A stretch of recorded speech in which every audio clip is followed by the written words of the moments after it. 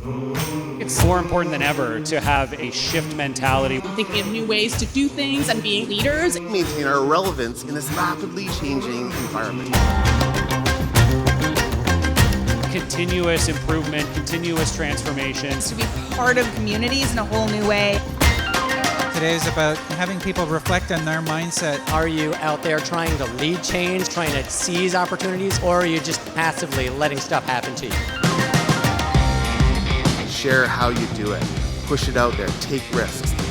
Trust to shift. Shift businesses through technology transformation. Shift in how people think, in how they act, and how we live. Hearing what other people have done and that's worked successfully for them. All those things are very inspiring. We want to be innovators. These are the best opportunities to learn and share with like-minded organizations. It's great to be a partner and to be here with Traction On Demand. It's been such an honor to be here.